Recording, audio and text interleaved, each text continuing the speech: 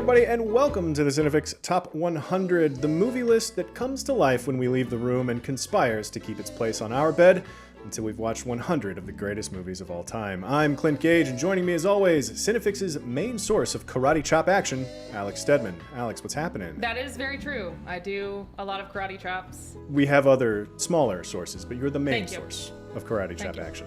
And, of course, he goes to infinity, but never beyond. Michael Calabro. Cal, what's happening, man? I was nervous there that you were going to make a Woody joke on my behalf, and I was like, you're going to be like, man, I hate Westerns. I mean, listen, I was just going to let you do it. I'm so happy not to be the cowboy right now. Yeah. How's it going? I'm doing better now. Good. I'm feeling generous this week, apparently. But I'm excited to talk about this movie this week. Dan's algorithm, which is, the world against whom we are alone, has, I think, honestly, I potentially messed this one up. We'll see if we can figure out along the way exactly how this movie fits with the theme of Alone Against the World. But this week we are talking about Pixar's very first Toy Story. Guys, what do you... there's the basic stuff, the 1995... guys, came out in 95. How about that? This is our movie, right? Like, we were the core demographic that this movie was made for. So, I don't want to talk too much about Toy Story 3 because that is also on my list. But, Toy Story 3 came out in 2010, which is the year I graduated high school. And that movie is all about Andy graduating high school. Yeah. And, I just remember me and my graduating class crying in the theater being like, they made this trilogy for us. It really is, our age of movies like this. I think this is the first movie we've talked about where it has always been a part of my life. Yeah. From as young as I can remember. I would have been 8 when this movie came out. So just peak. Yeah, and I was 3. I can't even remember when I saw it for the first time because I was probably not remembering stuff yet. It's just always been there. And I've always been looking at my toys sideways, wondering what they're doing when I'm gone. And it's it's to the point where I don't know what the chicken and the egg is for I had a really active imagination as a kid, and I don't know if that was spurred by Toy Story or I liked it because I already had an active imagination or something in between. It's so influential for our generation. It's kind of crazy. I feel like I missed it by just a couple of years. I was 13 when this came out, and I remember going to see it I think for it to really properly resonate, because to your point about being, in 2010 when I graduated high school in 2000, so I was 10 years out of high school by the time the Andy graduates from high school thing came out. And to be honest, I don't think that I saw Toy Story 3 in the theater. It wasn't until later. I remember weirdly working on some branded content for some friends of mine owned a company that had some sort of sub deal with Disney, and they did a viral commercial for Lotso Hug and Bear. And I remember working on that, but I don't remember that. I feel like I was just a little just a little fraction of a bit too old to dive into Toy Story. But my experience with Toy Story is more as an adult looking at the whole of it, it's because to me, I'm more interested in this movie's place in cinematic history than I am in the movie itself. The movie's great. It's a tight, what we were just talking about, hour 17 of just really exceptional storytelling. Mm-hmm. But more than that, this is it's a nexus being of a movie, it is a very important movie in the scope of film history, which I think is fascinating because it's also a movie about jealous toys, so it's weird. Well, no, and I'm glad you brought that up because I have the same feelings.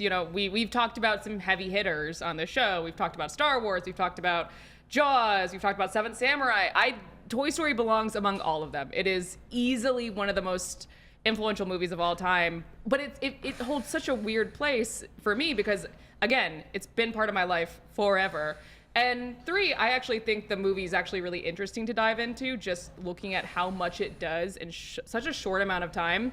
I don't know if it had to be so short just because of how new the technology was. That's my theory. I feel like they've had to really make a tight script because computer animation was so new. It's the first fully animated, computer-generated feature film, which is crazy. And it holds up. It still looks good. this deserves to be in the pantheon of like the world is different now kind of movies, right? Like same with like T2 too, which is like like that first like really, really good use of CGI. And this is also kind of like the beginning of the end of the Disney animated renaissance. Well, I have this whole theory about how Pixar at this time, because this is the first Pixar feature film, it was kind of the Buzz Lightyear of the animation industry. It was this big, shiny new studio that Steve Jobs co-founded it, and like it was like Steve Jobs bought it from. No, he was there. He was there at the ground. Yeah, no, he bought it from. Hey, he's got a credit. He's in the opening credits. Yeah, but I guess what I'm trying to say is like Pixar was founded and developed under Lucasfilm, right? So it's George Lucas that started it. Then they made a couple of shorts and he was trying to sell it, and then Steve Jobs bought it from him after he got ejected from, I think, after he got kicked out of Apple, and then he did that other company that like bombed. So then he was just like licking his wounds, bought Pixar, and like this is like the beginning of the resurgence of Steve Jobs. Yeah, it's funny because as influential as this movie is from a tech perspective, I actually think the script is like, I don't think it was popular at that time to have a movie that had as many kind of like, I wouldn't say adult jokes, but like as many winks to the parents in the audience as this one does. I feel like it really kind of innovated this tone that we still have to this day. Yeah, I think that started. I think like that's where like Shrek came in and went like a little harder in that direction. Well, and we're diving headfirst into like the pedigree and legacy of this movie more than anything. Like, which is fine because I don't think anybody needs a quick plot synopsis of Toy Story. I feel like we're all aware of Toy Story enough that we can just start talking about this stuff. Before you get too far into it, Clint, though, I have to ask, as someone who you said you like missed the boat a little bit on Toy Story. Yeah. Do you remember as a kid, did you not think your toys were alive? Is that something that Toy Story created for me? Man, I don't know. Yeah. I want to say that because I had when I was little, it was all He-Man and G.I. Joe for me, and I took those things with me everywhere. And like that part of having toys and of being a kid interacting with your toys was very real to me. Sure. Do I think that they got up and walked around while I was asleep? Like, I don't think that ever occurred to me, but but you know, the spirit of the thing, absolutely. Yeah. Hey, Clint, I got a question for you. I feel like are your kids into Toy Story? Because I feel like your kids are like born into like the Toy Story world in the way that like we were born into Star Wars, which is like they kind of happened and then they were in the past, but the IP is still reasonably culturally relevant at the time. So like, were these like go-to movies for them at all? Yeah, there was a very real Toy Story window for each of them. Yeah. I mean, it's like they, get obsessed with one thing and then they just drive it into the ground until I hate it. But it's they've gone through Toy Story stuff. I mean, we just got back from Disneyland and the California Adventure Pixar Pier thing, and like they love it. It's sort of like somehow my 5-year-old knew that Darth Vader was Anakin Skywalker, Luke's dad. Like, no idea how. I feel like that's just in your brain when you're born into the world now. Yeah, it's like genetically I gave that to him. So it's very strange the way pop culture works with my kids. I don't know how unique that is or if I'm making it up completely, but it seems like they're just wholly aware of stuff like this. And yeah, Toy Story is absolutely part of that. I mean, every Pixar thing, Monsters Inc. and all of those that came before they did, like they're fully on board with it. But this synopsis of toys are alive and it's a movie about their hopes and dreams and fears and anxieties and adventures that take place while we're not looking, like that kind of sounds like a horror movie, which is the other fascinating thing. Yeah, which is kind of the fascinating thing about a lot of Pixar movies is like when you pull on the thread of it, there's some weird existential shit going on in some of these movies if you really want to think about it. I'm gonna blame Pete Docter for a lot of that because then he did it. He went full hog with that with Inside Out, and it's like, oh, I see what you've been doing all this time to lead up to Inside Out. Pete Docter was one of the animation leads on this, and he was like 24 or something like that. Like it's crazy. Yeah, no, I actually have a lot to say about like the weird existential stuff. Like I think I said before, like we started filming, like one of the things that sticks out to me about this movie is not just how historical it is and how like well done. It's weird. Like there are parts of it that are straight up a horror movie, and yeah, you have Buzz is drunk. Like, I don't know. It's so like, for all the precedents that it set, like I'm almost like still surprised that it got made in the unsanitized way that it did. And I think I remember reading somewhere that like Disney wanted it to be edgier. Like they was like, okay, like. Yeah. Well, and a lot of those, the jokes for grown-ups and things like that, they happen right out of the gate. We'll get to some of those because I flagged some of those for the Brilliant Moments section too. We'll for sure get to that. But I do think, again, you touched on it too, Alex, about like there's a really fascinating irony to this movie for me, that the movie is in large part about the anxiety around being replaced, right? Like that's Woody's whole thing. In reality, it's the computer animated movie that ended up replacing traditional animation. Mm-hmm. It's crazy that they chose that narrative to tell with this. Like, I don't know if it was an accident. I don't know if they did it, if they were very aware that that's what they were doing, or if it was just the story that they gravitated towards because in their, the back of their heads, they knew that that's what they were doing. It's weird. Well, it's one of these movies that was the perfect thing to do at the perfect time, and it just absolutely worked out. Well, I feel like so much of the movie too is that juxtaposition between the old and the new, the Woody and the Buzz. Like, for as innovative as this movie was in 1995, it pays homage to a lot of movies past. Like, you can tell that the people who made it really like movies. There's nods to Star Wars in it. There's nods to like old buddy comedies. There's nods to Westerns. Like, I don't know. I really do think the entire movie is that. It's this weird meta narrative of Woody and Buzz. Yeah, and just the savviness to make a movie about toys with the first crack at a feature-length computer animated thing. Like, you don't have to worry about the uncanny valley nearly as much. I think that was a product of limitations breed creativity kind of thing. Yes. Because like the tech literally couldn't do anything.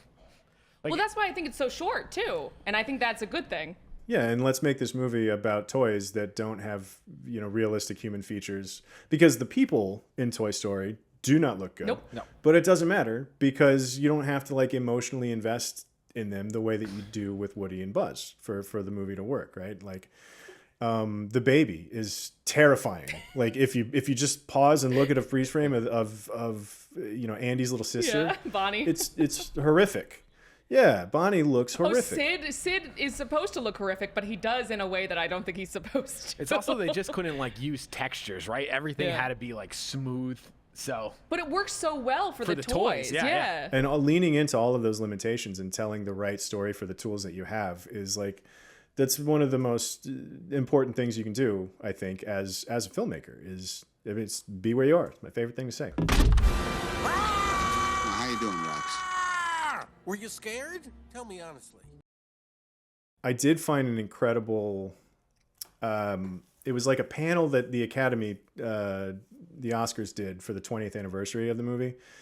It was with Lasseter and with a couple of the other leads from the movie, talking about the way that they made it. And there was a Galen Sussman was her name.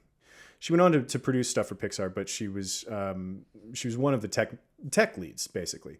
She said back then the people who were dealing with the technology were technologists. We were not filmmakers at the time. We didn't understand film language. We were simply doing whatever we were told to get graphic images on the screen by programming as quickly as we could to get the pictures made, and we were learning along the way. Which, like, that to me sounds an awful lot like how they made Star Wars. It was just like there were a lot of tinkerer engineer types that were just figuring out how to get the thing done. The fact that it was a good movie was kind of incidental in a way, like figuring it's a throwback to, in talking about a throwback to older styles of filmmaking, older movies. Like, that's the thing that's how film was born, right? It was engineers, and it was people that were sort of scientists and technologists first and artists second. And like, that's the approach that it seems like they took with Toy Story, because they even had another funny thing is motion blur was an issue for them, the same way it was with Phil Tippett and his Go Motion stuff with, the Imperial Walkers and dinosaurs on Jurassic Park and all of that stuff. Like, they had to figure all of that stuff out for animation the same way these guys were doing for live action movies too. Like, it was this really fascinating experiment of dealing with not only the limitations of their technology, but also the limitations of actually making a movie. Like, they thought about it in terms of what's the physicality of a 50 millimeter lens? Like, and these are not filmmakers thinking about that. They're tech people thinking about that and then making a movie, which I think is fascinating. What's crazy to me is that the movie is so good. like you said, and then it's so full of heart and the feels and all of that stuff. I would say it's near perfect. I mean, it has. I don't put that much stock in Rotten Tomatoes, but it's a how many years? It's a 30-year-old movie that has 100% on Rotten Tomatoes. Yeah. Like, how often does that happen? That's extremely rare. It's like, and they managed to put out something that flows so well, that still looks good if you don't look at that baby. It just it boggles. Don't look at the baby. No, but really, like, I do love how Buzz and Woody's faces look in this movie. I'm sure I'll like call them out as we go, but there are so many tiny little expressions that they do. There's like a creepy smile that Woody does that just makes me laugh every time. I don't know how they didn't already have all this stuff figured out before they made this movie in 1995. Yeah, well, and there was a ton of back and forth between Pixar and Disney too, like, and they shut down production at one point. Like, they had heavy script rewrites on this stuff, like, and I mean, it's just a lot of the stuff that is really good about this isn't because of the technology, it's just because of traditional animation stuff that is very smart. Like, the question isn't, is it smartly adapted, or are those like universal animation principles just that? Like universal, which is, I think, in time what it became to be, right? Because what's great about these characters is how well designed they are. They have big eyes. Their faces are designed in a way to be very like, to have a lot of expression. It's almost like anime inspired, I would say. Well, yeah, exactly. And I mean, but like, that stuff isn't because computers allowed this to happen. It's because they drew them and designed them that way. And the computer managed to bring it to life in a 3-dimensional form, but like, that's still taking like traditional animation principles and just like superimposing them on this new like computer generated technology. Yeah, I think that where the computer aspect of it comes in is I found a handful of quotes that were basically like, we wanted it to feel like a real movie, you know, and it was like it was searching for a bit of legitimacy that sort of elevated animated stuff to a real movie, right? Like, you know, and so that's where the thinking about like, well, this is what the shot would look like if it were actually on a tripod. Like, they programmed the position of the tripod in relation to the lens of their computer, their fake cameras, right? Like, they programmed all of that stuff. And just in lines of code. Like, this was before they didn't have, you know, because this, the woman in this roundtable that I watched had a funny quote, that was basically like, you'd write all this code for camera placement and lighting and all that. Then you'd hit a button and then you just go get a cup of coffee and just kind of wait. And then you'd come back and you'd be like, oh, well, that doesn't look right. And then you have to do it again. Like that. And that's how they made the movie, which is such a, you know, to think about people still making movies like that in 95. Like, that's the kind of stuff that they would have to do way back when we didn't have, you know, so even like the beginnings of computers in filmmaking is just, it's a fascinating time. I love all of those transitional periods while people are like figuring out the new tool, you know. Do you know what the crazy thing about this is that like, apparently it took each frame took 30 hours to render, which is like, each frame of this thing took over a day to render. And the resolution of this movie, its original render, was 1536 pixels by 922. Oh my god! Which is like, what are we shooting this in right now? We're shooting this in 1080, but this is slightly better than 720p. Wait, do you ever hear the story about how they accidentally deleted Toy Story 2? Toy 2, yeah. God, that makes it even worse. That was almost gone. It's Jesus. incredible. Well, you know, and it was funny is like, as successful as this was and as groundbreaking as everything turned out to be for this movie, like, they still didn't take it completely seriously, because Toy Story 2 was originally going to be straight to home video. Right. Like, it was going to be a straight to DVD movie. Like, that's what they were planning on. We'll just like shove it out into the home market. But then they got the whole cast to come back and they were, you know, they started to do it. But even with as groundbreaking and as like first animated movie to be nominated for an Oscar for original screenplay. Yeah, also just, and like, it was so universally well received, but they were still like, well, the sequel will go to DVD. yeah, just out of curiosity, right? Like, that kind of makes sense considering of like all of those Disney animated movies, which like we could agree at this point in time would be its closest analog of like a genre, right? Even in the like Disney Renaissance, The Little Mermaid, Aladdin, They all had sequels that went. The Lion King, Yeah, like The Lion King 2 was straight to. Yeah, they all had sequels that went directly. Yeah, which is Yeah. a good sequel. I enjoy that movie. So like, good for Toy Story for bucking the trend, because Toy Story 2 also rips. Oh yeah, no, that's the other thing. It's a perfect trilogy. Like, and I also enjoy Toy Story 4, but like I do too. Yeah, it's perfect. Like, it's a perfect trilogy. I think it goes to. I honestly think they're all better than the one before them. They get better every time out. I think Toy Story 2 is better than Toy Story, and Toy Story 3 is better than Toy Story 2. Toy Story 4, I can kind of get it, but like I would go Toy Story 3, Toy Story 2, 4. If we're doing that. I love Toy Story 4. I'll defend Toy Story 4. Toy Story 4 might be my favorite. Yeah. Your favorite? Okay, it's a good movie. I enjoy it. It looks incredible. Yeah.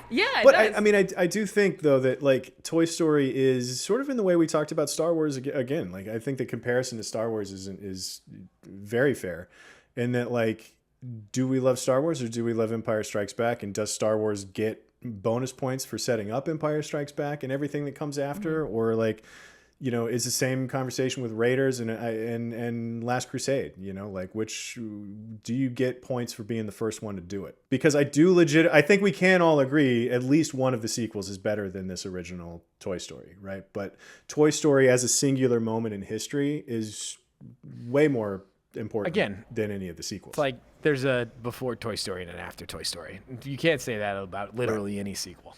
And to what you're saying, Clint, about this kind of like, I don't know, this kind of looking down on animation as an industry, I still don't think we've gotten past it, despite the fact that animation has saved the box office this year. I mean, the highest grossing film of 2024 at the moment is Inside Out 2, another Pixar joint. Like, it boggles my mind that we still haven't fully gotten past it. And I think you saw it in 1995, but I think Toy Story was a big part of legitimizing, like making it more. And can we on that point, can we talk about the cast for just a second? Because this was one of the first examples of like big names joining an animated movie. Mm-hmm. I know. They got TV's own Tim Allen to be in this. Home Improvement star. Tim. Home Improvement was big. It was in big. 95. It was. I might not really remember my relationship with Toy Story from 95, but Home Improvement was big. Was it bigger than big? No, but they got that guy too. But like it's not just stunt casting too. They're so good. Like I think like Cliff Clavin. All right, we're not going to talk about Cliff Clavin. They got to be the know-it-all piggyback. Of course, you get Cliff Clavin. You know, and you know Wallace Shawn as the neurotic T-Rex is perfect. And they even got Arlie Ermey to be the army guy. They did. Yes, they did. It's stupid, man. They cast it like they would have any big tentpole movie. Like it's you know, instead of getting the give me a Tom Hanks type for this animated movie, they just got Tom Hanks, you know.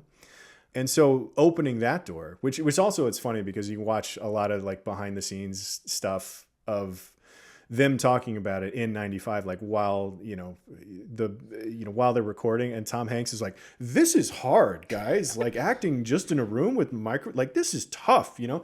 And I can just imagine voice actors in the 90s going like, oh, 100%. Let's not forget it's like me having two kids, and then every time I meet somebody that has their first, they're trying to tell me about how hard parenting is. I'm like, I would be remiss if we did not bring up the fact that Don Rickles is Mr. Potato Head. Oh, Hundo P. Like the oldest of old Hollywood. We kind of got into this trend of like, you know, stunt casts and getting big celebrities for animated movies. And sometimes it's great. But this one, I just feel like none of them were stunt cast for the sake of being stunt cast. I can't imagine a Toy Story where Tom Hanks isn't Woody. Or like, they're all perfect. Let me ask you a question. Where would Robin Williams fit into this? Because I can see him as Woody, even though I just said I can't see anyone else. There was a lot of people that were on the list for Woody, from what I can tell. But like he would have been. Yeah, I know. I'm going to pretend like I didn't say that when we get to the Torf section. Just like I'm going to pretend like Nicolas Cage will fit somewhere in this movie. Okay, that's what I've been doing. Having this. When I was trying to think of the damn We'll Nicolas save We'll it. save. It's a good cast. But Robin Williams would have made a good Buzz Lightyear, I think. Yeah. He would have made a great Buzz Lightyear. I mean, it's Robin Williams. He could have literally done anything. Yeah, he could have done anyone. And whichever part he would have been, it would have been a bigger part after he was done with it. Mm-hmm. But all that to say, that's another example of one of those, like, there's before Toy Story and there's after, you know, because like now you get all of a sudden Mike Myers and Cameron Diaz are doing Shrek. And I mean, that was like 5 or 6 years later. But the point is, I mean, honestly, that Katzenberg wanted a piece. So he left Disney and started I'm going to make my own movies over here. I'm going to make my own Toy Story. Yeah, he's like, I'm going to go start DreamWorks. And it was so unfortunate. I'm going to make Ants before you make A Bug's Life. I just remember being a kid and being like, I love Pixar. Shrek is my favorite. Like, yeah, right? I just lumped in all like computer generated animation with Pixar for probably until I was like 16. Like not even a good age. And there seems to be no sign of intelligent life anywhere. Hello? Oh, yeah. Ah! Whoa! Hey, whoa. Let's talk about brilliant moments. Do it. Cal, which one do you want to talk about first? You said that you've seen this movie so many times. Bragged about it right to our faces. Yeah, I did. The introduction of Buzz Lightyear is probably like is like one of my favorite parts. Like not only is he still thinks he's Buzz Lightyear, the hero, but also just like the Rune Goldberg of like to make him fly, and the line, you know, falling with style is just like probably one of the greatest movies, like one of the greatest moments in that film. And it sets up the whole world. Yeah. You get the lay of the entire room. You even get like individual character moments from every other character as they relate to Buzz Lightyear as he's just showing off. Mm-hmm. It's great. And to that end, it just perfectly sets up the rivalry between Buzz and Woody is so pissed. It's so good. And I'll add to this by kind of like going a little bit ahead of this scene. I think I would say like this is the first 20 minutes when you kind of get to the end of the Buzz meeting Buzz sequence. I feel like the first 20 minutes of this movie do such a good job of setting up really quickly the rules of this universe, their interpersonal dynamics. Like at the, you know, I one of my favorite scenes is right after like at the beginning of the Randy Newman song when you see them come alive for the first time. And then you see them do their little meeting, and then you see them spy on the birthday party, and they have to be so creative about it. They have to get the soldiers, they have to get Sarge. Yeah, and then you get to the Buzz Lightyear sequence, and by the first 20 minutes, by the time that's over, you understand how this universe works. You understand all these characters. You understand that they're this weird, like, they called it like a staff meeting. They're like a bunch of weird coworkers, and their top priority is making Andy happy, and yet they all have their own selfish desires. Like it does so much in such a short amount of time, and it's beautifully animated. Like it's crazy to me. One of the great little ads in this scene too is the the plastic corrosion awareness class that Mr. Spell puts on. It's like they have their own thing going, like which is, I mean, it's incredible to have that. They have their own thing going, that they have their own like rich unseen lives that are just as mundane and as whatever as ours. Like, you know, I mean, that's like going meetings to go over our benefits. like we do that meeting. We have plastic corrosion meetings.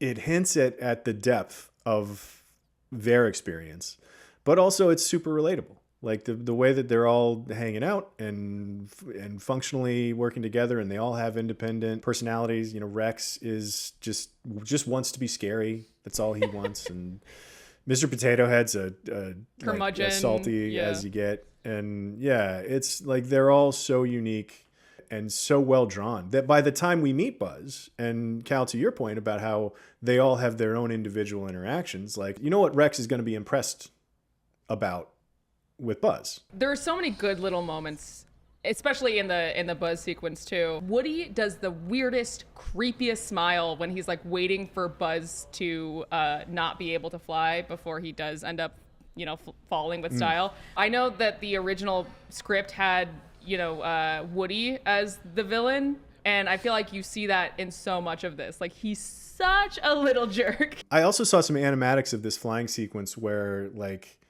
Buzz was acting like it was an accident, where he was like going, whoa, whoa, whoa, like he was kind of scared of it. which changing it to the fact where he's like, no, he legitimately believes he's flying is it, which is another thing about this movie and all the rewrites and how much work they put into sort of modulating all of these characters to get them right is so impressive. But also just so many funny, like, one line I wrote down because I feel like this is where you start to really get into like the winks to the parents is, the word I'm thinking is what he says this. The word I'm thinking of, I can't say because there's preschool toys present. Which, first of all, I love that rule that like preschool toys are also babies. Like, I don't know. Yeah. Like, there's so many little weird like rules built into this that I just enjoy like picking up on. But like this scene is also really funny. Like Tim Allen and Tom Hanks. The Picasso joke? The Picasso joke's hilarious, yeah. Look at me, I'm Picasso. Yeah. It's like, that's not for kids watching this movie. No. It's not like a dirty joke or anything. But meanwhile, it's followed up almost immediately with the fact that Woody and Bo Peep are clearly doing it. Oh, yeah. They, like the Woody and Bo Peep are like, yeah, I'm going to spend a night with you later. You know what? Just on a side note, I appreciate the fact that this film allows like the short guy to look cool Buzz, in front of the tall he's cowboy. He's the Tom Cruise. Oh, yeah. Yeah. you He's the Tim know, Allen. he's having his short king moment. Yeah. Pixar, the originator of short kings. Yeah, sticking it to the towel cup. Sticking it to Buzz the towel cup. Buzz Lightyear, is he the first short king? No, it's Tom Cruise was the first short king, I feel. He's been short king. Nice. king He's been his blazing that his trail reign for- has Since Risky Business. Yeah. One of the other things I want to talk about with the very opening scene is the establishment of like perspective shots. Like there are a handful of moments throughout the movie that are really very pointedly from the toy's perspective, right? I mean, the whole movie is from the toy's perspective, but there's shots in the opening sequence where, they're spinning around in the chair and you see it from Woody's perspective. And then there's other things, he's flying through the air at one point and you see it from his perspective. And he's like, just because he's like laying down on his side, and then that's the angle with which we're seeing the conversation between Andy and his mom. And later they're in Sid's bag looking out through the zipper, like all of those things to like really specifically put us in their literal POV, and even camera moves and push-ins to like their vacant eyes, like when when Woody's just laying there pretending to just be a toy and his eyes are just nothing, but there are shots that linger on his eyes to make sure that we know that we're him, which is it's a very simple, sort of seemingly obvious thing, but it's an easy thing to overlook, that sort of stuff. I really do think some of that like POV stuff is why it broke my brain so bad as a kid, and why I cried when my dog chewed up my American Girl doll, because I thought it hurt her when he was eating her arm. Also, if you really wanted to do a Toy Story horror movie, do dog toys, because that's a whole thing. I feel like they touch on that at some point. That is the whole thing. Yeah, and where does it stop? Where does it stop? Like, he gets a board game and he gets Battleship, but are those battleships actual boats with actual people crewing them? Like, I don't know. Yeah. Frankly, don't want to know. Can we talk about how like the animation is just so like, or like the limitations of the technology is so rudimentary that it just plays in Scud and Sid's favor. Like Scud the dog is just gross looking. I love Scud. I know he's a bad dog, but he's the worst. He's the worst. He is not cute. That dog is. That is like disagree. I don't know. I think Scud's cute. Scud and Sid both, I kind of feel sorry for. There's some dog whistly kind of hints that is it an abusive house? Well, there's a moment where Scud walks into it's when Buzz sees the commercial of himself, right? He's hiding in that room. And there's a grown man asleep in a chair, and Scud walks in and is afraid when he sees the guy asleep and then walks out. So Scud is clearly afraid of the guy in the chair. And that's why he leaves the scent or whatever of.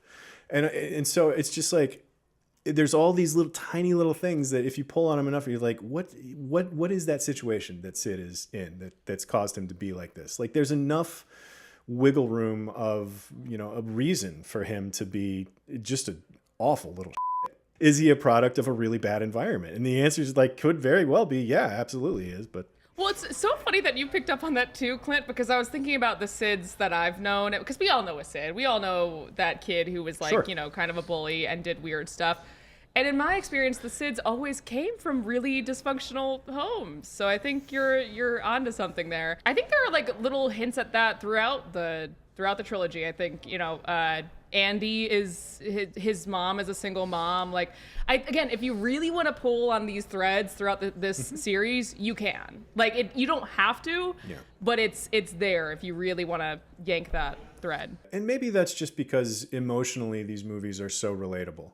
You know, maybe it's just because you can sit there and you can think about the SIDS from your childhood. That you knew the guy across the street that was always blowing stuff up in his backyard. Like that's such a real thing that it's hard to not humanize it, and it's hard to not project a lot of assumptions and stuff onto that, because it's so just sort of like broadly emotionally relevant, I guess. That's how I feel about Buzz's existential crisis too. Like, I'll talk about it later. We can bounce around. Okay. We can talk about it. I mean, a little bit. Yeah. Honestly, the only thing between here and there is the Pizza Planet. I do love the Pizza sequence Planet that I flagged, because frankly, like, there's two things that I love about the Pizza Planet. Is I want that Whack-A-Alien game to exist. Yeah. That's so much fun. That there's blood spilling out of, it's John Hurt as a whack-a-mole game, which is great. But the other thing is, the most unbelievable part of this movie about sentient toys is that somebody could win at the claw machine twice in a row. Like, that's, I do not believe that even for a second. I'll go like, hey, I don't know. I don't look at my toys 24/7. They might have a whole rich lives for all I know, but nobody wins the claw machine twice. So calling bullshit on that part. But yeah, no, that's true. But again, you have these like funny rules where like the toys in the claw machine all want to get like taken, and like I could see that. Also, I wanted Pizza Planet to be real so bad. I later realized. Yeah, and by the way, the Pizza Planet that's at Disneyland is not nearly as cool as this. Absolutely not. Sorry, Disneyland. Who's in charge here?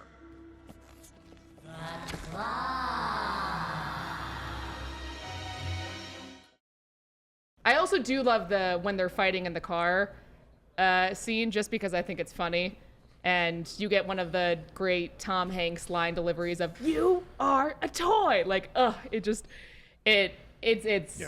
a good scene. There's a great test animation that they used, and apologies for blowing a torf if I'm doing it, but the test animation that they used to sell Tom Hanks on agreeing to do it, they pulled sound from Turner and Hooch, where he walks up to the car and Hooch is eating like the seats in his car. And it's the line where it's the scene where he's like, "Don't eat the car. Come on."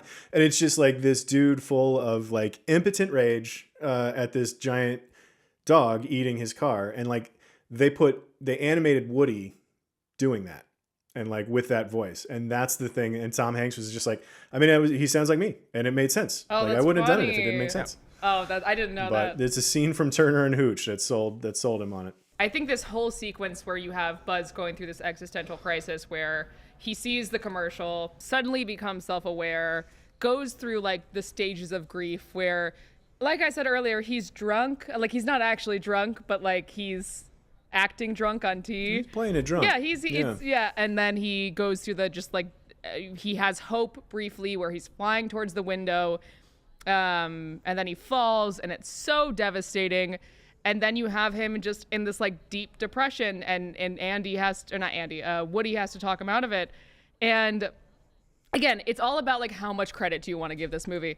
But I think the fact that they managed to sneak in like an existential crisis about identity and who am I, what is my purpose, it's like, I don't know, they didn't need to do that, but they did. And that's so crazy to me watching it as an adult. Like, it's done in such a moving, I think, way in such a short amount of time without being tonal whiplash. Like, I just think it's such a tight, well done script in that regard. And for that commercial too, to hit on every single one of his insecurities, which haven't been insecurities to this point. Like, they've been the things he's most confident about. For them to like one after another destroy everything that he believes in the span of like a 15-second commercial. It really does. Like, it goes down the list of like it hits on everything. Even that like quick little zoom in, like, not a flying toy. Like, it's great. It does everything. Then it also catalyzes the mending of their relationship, Woody and Buzz, because they really don't team up until, I want to say, like the last 20, 30 minutes of the movie. they're at each other's throats the entire time. Not until they completely traumatize Sid.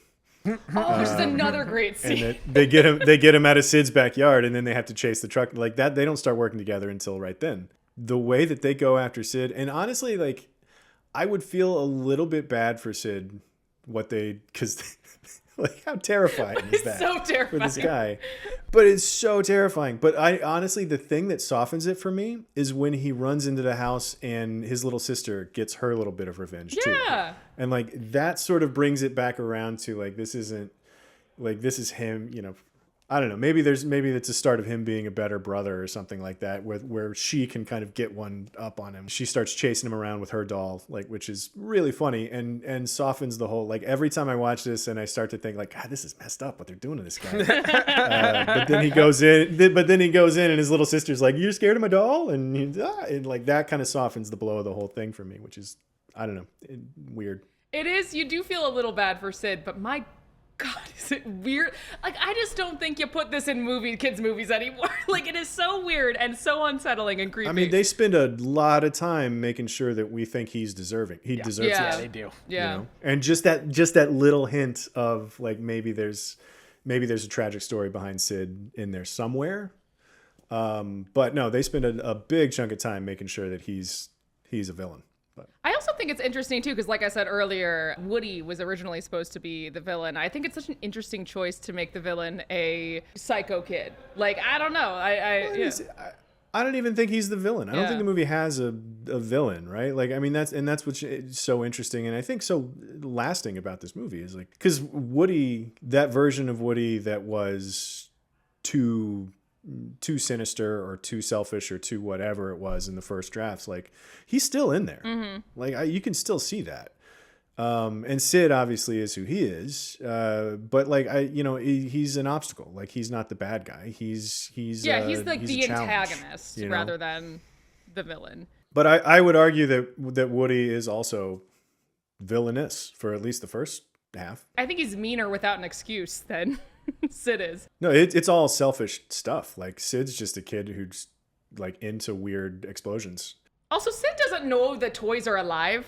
Right. It's not like he's doing it to pets. Yeah. You know? Like he's just doing it to toys. Yeah. I think one of the best moments in the entire movie is when they fly. Like they take off from the rocket, and it's this great cathartic moment of now, you know, Buzz believes in himself, but as who he is, you know, like he believes himself as it's that trait where they trade lines at the end is what it does, where Buzz says, I'm not flying, I'm falling with style. And Woody says to infinity and beyond. And then like, it's that moment where it's like, oh, these guys are great. Everything's going to be fine. The way that they get there is, I mean, it's got to do with the match that Sid put in Woody's holster.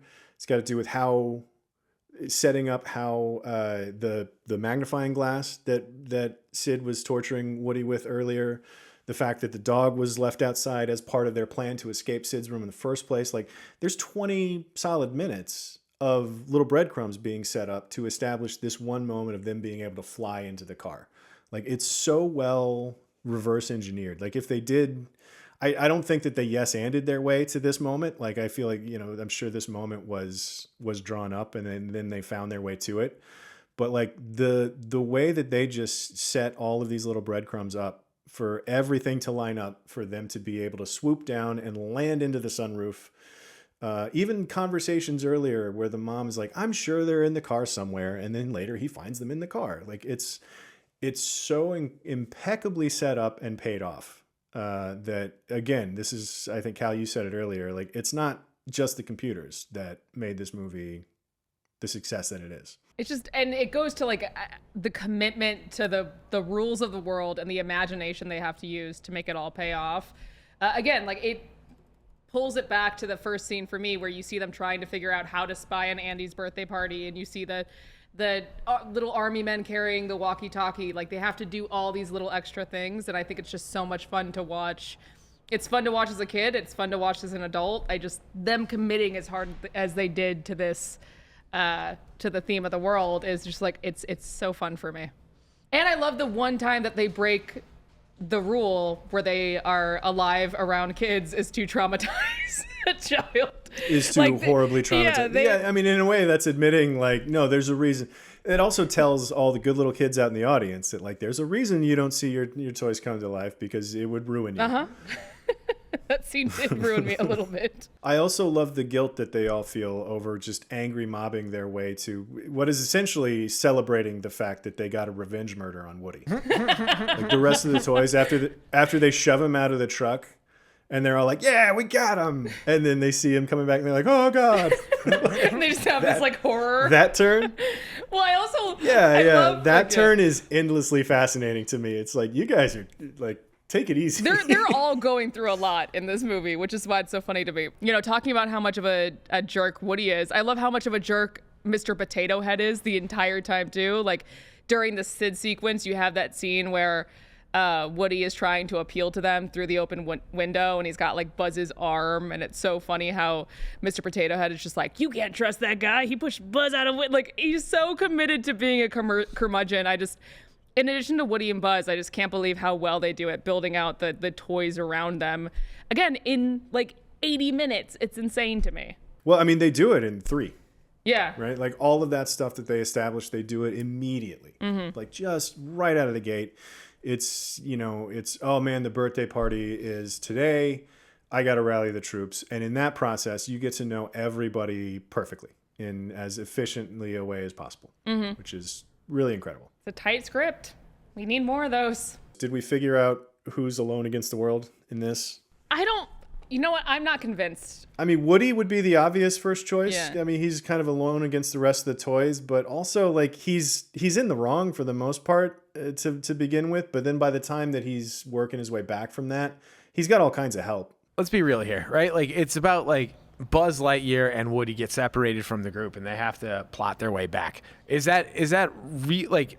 Could they be alone together? Because I mean, if that's not the case, then is They Live with Roddy Piper and Keith David not alone against the world? Well, I mean, listen, if you're going to invoke They Live, I have no choice but to agree with you. I feel like Roddy Piper isn't as together with Keith David as Woody and Buzz are. I mean, they're really attached. He's also not coming from a community. Yeah. Like he's like literally walking by himself from the other side of the tracks when that movie starts. I think for Woody, it's about.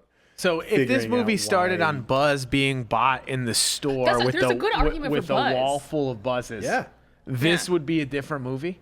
Yeah, absolutely. At some point, it started with Andy watching a cartoon of like the Buzz Lightyear cartoon that the toys were based off of. Yeah. At some point, it opened on that action sequence and then like pulled out of the TV to reveal Andy watching it. But the thing that the behind the scenes thing that I watched was them saying like, no, honestly, it made Buzz look too cool. And so it's like, yeah, of course he doesn't want Andy. Like, who would?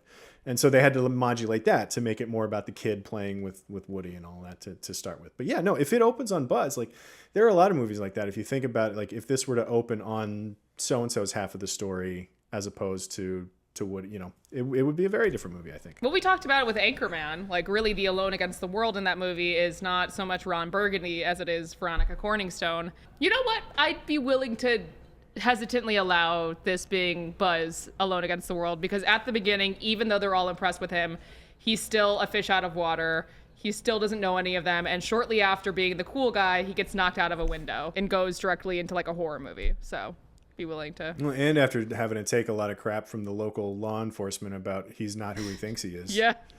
Like that takes some real self-assuredness. It really is the local law enforcement. Yeah. Wow. Poor Buzz. But Buzz is a cop too. It might be Sid. Cop, yeah. What if it's Sid? Is that too much of I can't. That's too. Depending on which. That's a dark one. I mean, I was. There's also the version that is it just that toys have to keep it a secret?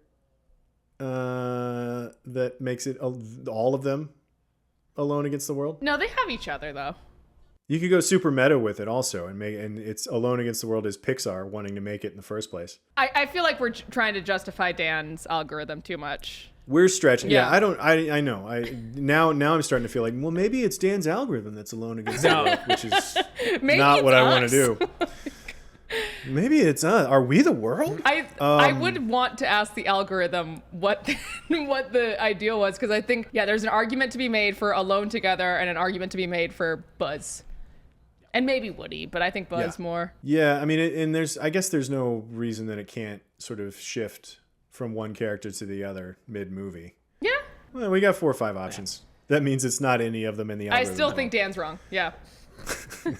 Yeah, Dan's wrong. Let's talk about movie lists. We did a Things You Didn't Know About Toy Story way back when. Did a feature about Pixar perfecting the coming of age story, where we talked a lot about Toy Story in that one. It was obviously in top 10 animated movies of all time.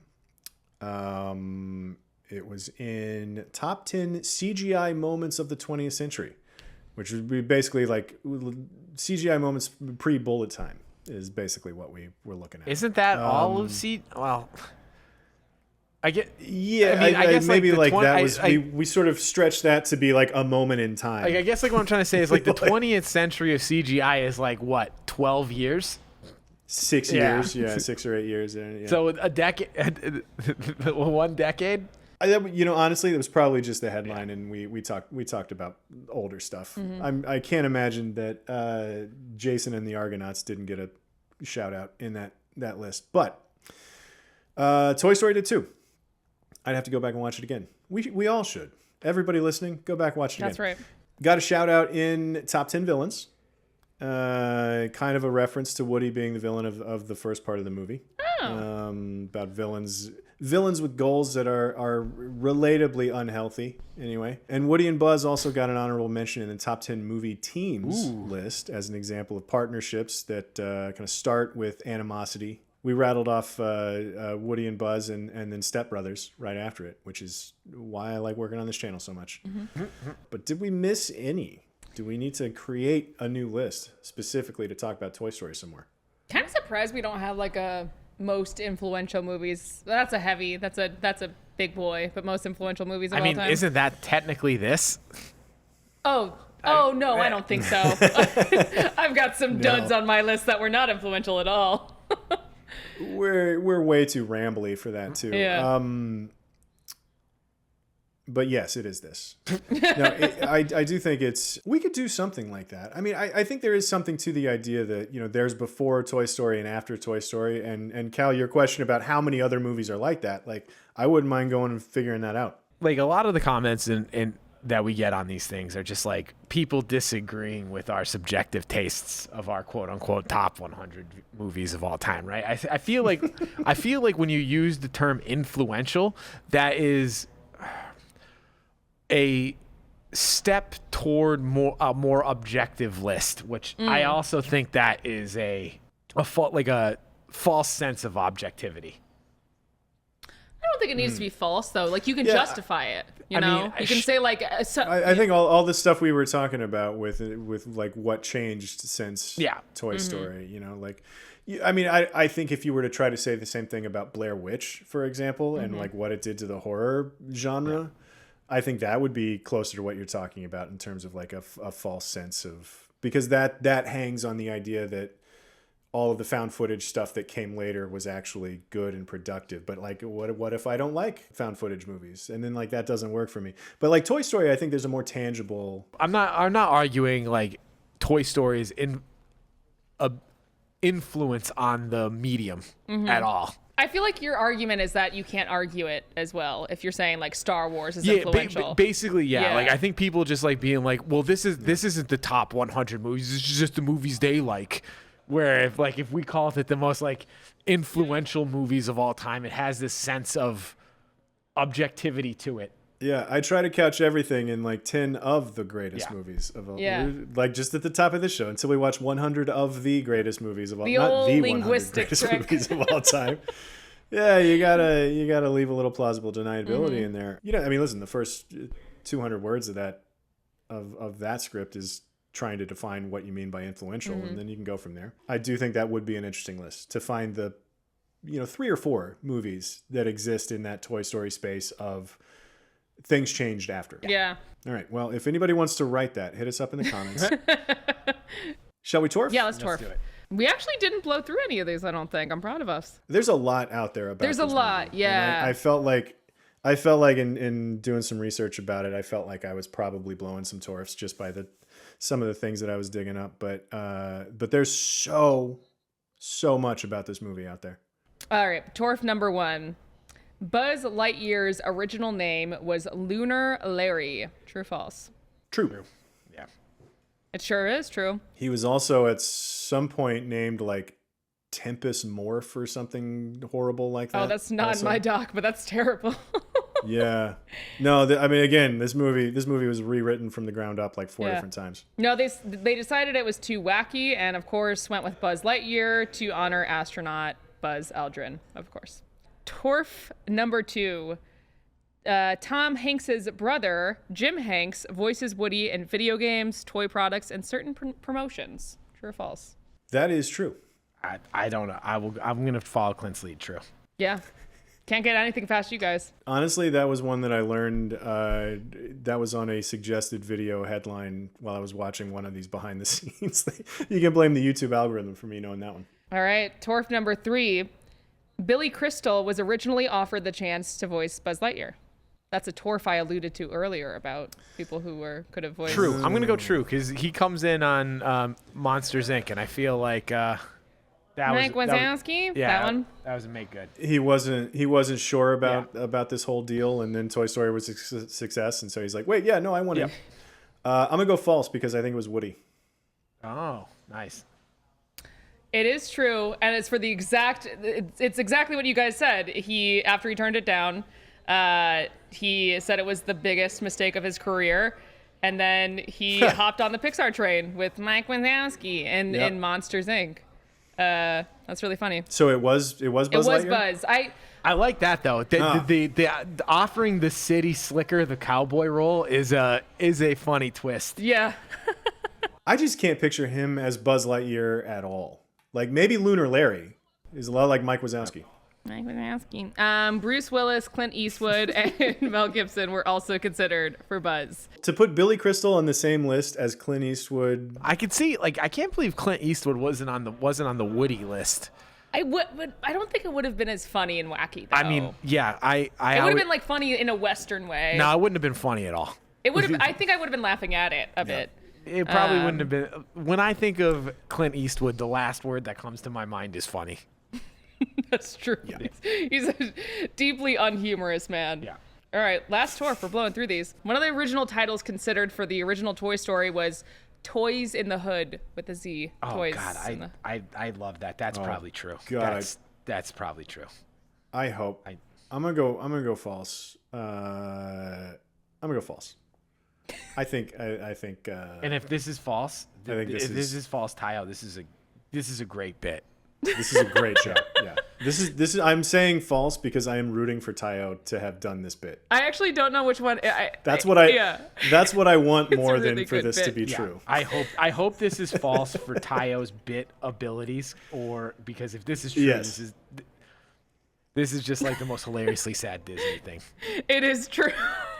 I'm delighted to tell you. Damn it. It's true. Lee Unkrich, who's the director of Toy Story 3, co-director of Toy Story 2, and editor of Toy Story, revealed a bunch of the rejected titles, and I'm just going to read them because I think many of them are funny. The New Toy, Made in Taiwan, Moving Buddies, To Infinity and Beyond, Wind Up Heroes, The Cowboy and the Spaceman, Spurs and Rockets, Bring Me the Arm of Buzz Lightyear, which might be my favorite, Wind the Frog, Rex's First Movie, For the Love of Peep, Toys in the Hood, Each Sold Separately, Wings and Pull Strings, Some Assembly Required, and The Favorite. Yeah, at that point, you're like, I mean, do any of those say, like, this is a Toy Story? And they were like, yeah, it's a story about toys. Let's just call it that. Toys in the Hood is hilarious, though. I also like Wings and Pull Strings. I don't know. Toys in the Hood is great. Yeah.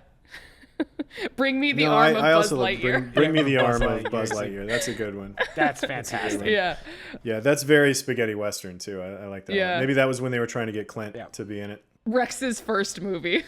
That's also a good one. Yeah, that was for the version that opened on Rex at therapy. That's Torf.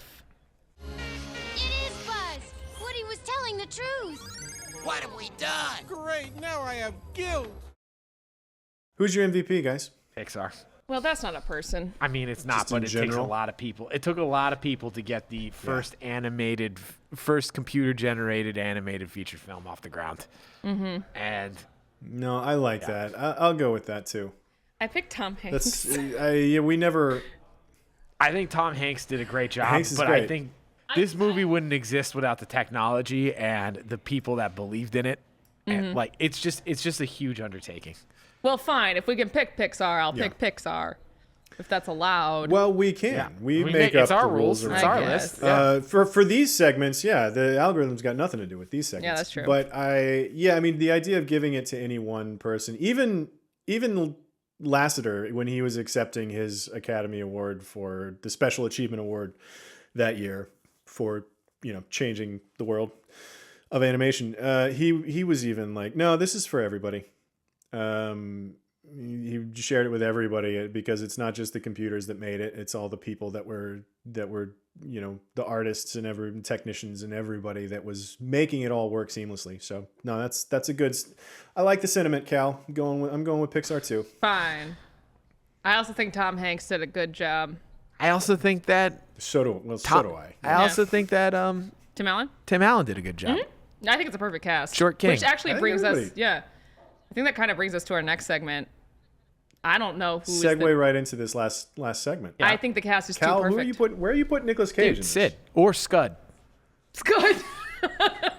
Like Oh man, if Nicolas Cage was just the voice of a dog, Yeah. That for would be Toy funny. Story, if that were a Torf, like, did you guys know that Nicolas Cage was the voice of Scud? South Park did the stunt casting like that. Well, they've done it in Star Wars too. In the sequel trilogy, they like put some famous people as droids. Yeah, but like George Clooney. Yeah, like but Daniel George Craig Clo- was like, the voice of Yeah. a stormtrooper or whatever. George Clooney was the voice of Sparky, like Stan's gay dog in the Yeah. episode of like Big Gay Al's Big Gay Boat Ride. I didn't know that. That's really funny. Yeah, so like if we're gonna do this, like I'll just like get the loophole in here. Like, what happens if like that bit was done? I don't know, 4 years earlier, and they got Nicolas Cage to voice Scud.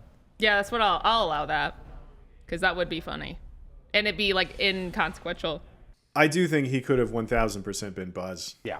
Like mid-90s rock, Con Air, Face Off, Nick Cage. Like, he could have been Buzz for sure. Like, I don't think he makes the movie better as any of the supporting cast outside of Scud. Now that you've mentioned that, I didn't think about Scud.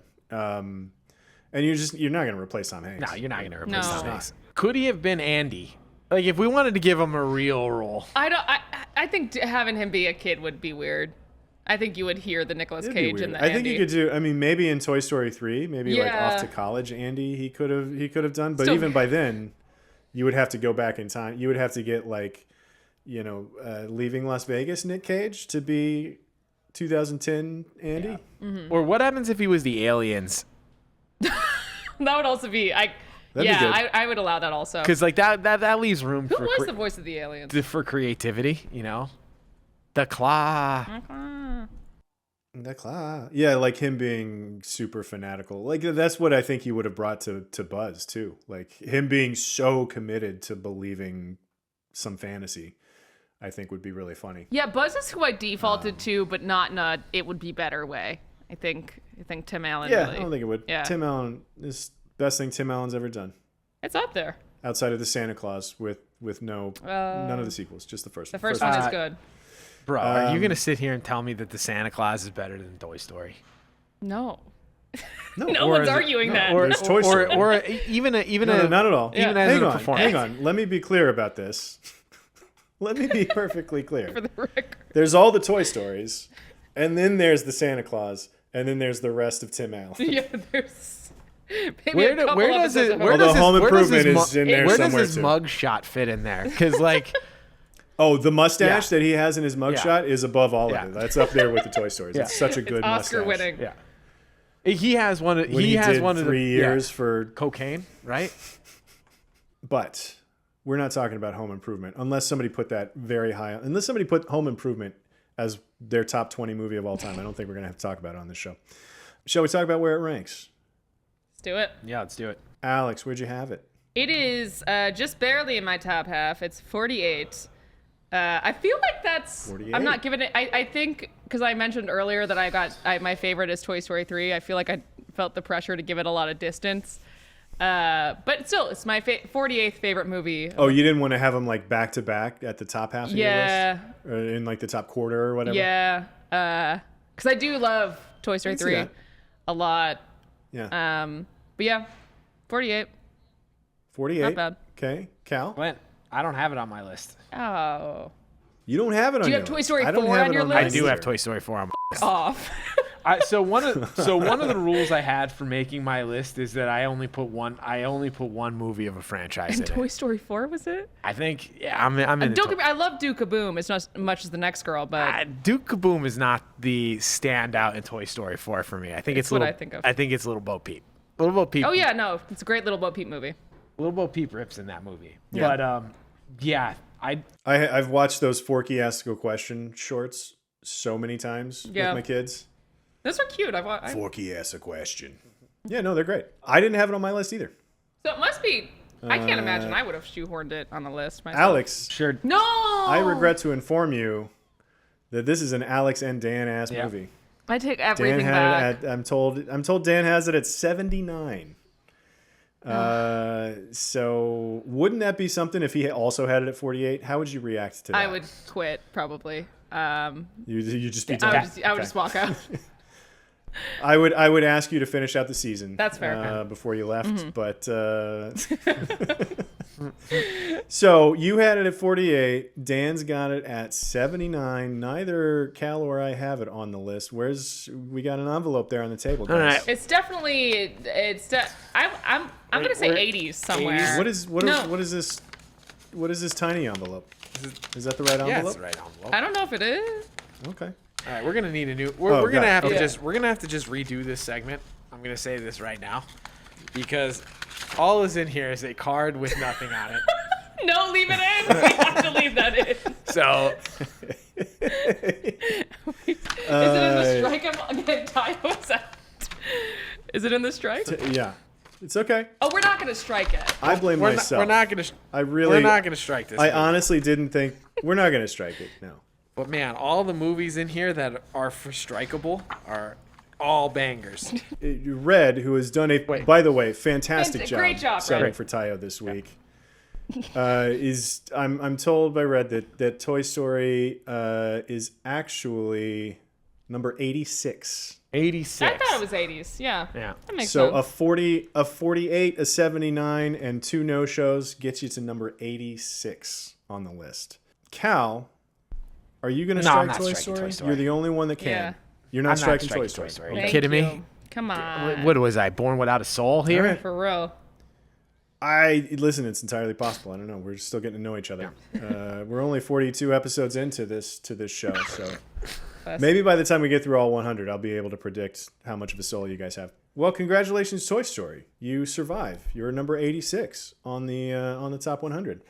And that is going to do it. Do we need any other business? We still got a T-shirt for sale. That T-shirt is up for sale for the next couple of weeks while we wrap up this season. Tell everybody that you love in your life that this is how you win by giving them all the gift of T-shirt. And hey, if you've got a friend in us, you'll buy that shirt. Moms love it. Also, dads and it. uncles Now, and that aunts. Moms. I would wager that Randy Newman would love it. If anybody out there can get one of these T-shirts to Randy Newman, please do, because I bet he would like it. Just based on Alex's segue there. Also, you. also, second cousins love it too. Oh, more than anyone. Yeah, Third cousins, by the way, gonna hate it. Don't bother Famously. with them. They're gonna be like, we're just third cousins. Why do you think you know me well enough to give me this obscure film reference of a T-shirt? We've never met. But your first cousin's We've never met. children, they'll love it. Gonna love it. They're practically your nieces and nephews. So depending on how close you grew up to your cousins, but that will do it for us. Once we're now that we've successfully pitched our t-shirt again for another week. Thank you also to our producers, Tayo Oyekan and Rodriguez this week for filling in, both complete with tactical torf action. Limited edition technical producers, Marhyan, Franzen, and Amir Rakib. The animatronic teddy bear with a tape player in his back, DP Jamie Parslow. And Dan with his rocket-firing backpack that was too dangerous to stay on the shelves. Way to ruin everybody's good time, dude. Just thanks for nothing yet again. But come back next week as we continue Season 3 Alone Against the World, as we stay in the realm of angry mobs wanting to blame a protagonist for the death of another of the main characters, the Dark Knight. That's how the Dark Knight and the Toy Story movies are the same. So, until then, stay safe, be good. We'll see you next time. I just realized when it comes to Tim Allen bangers, Galaxy Quest. Oh, Galaxy Yeah. Quest. Oh, yeah. Yes, yes, yes.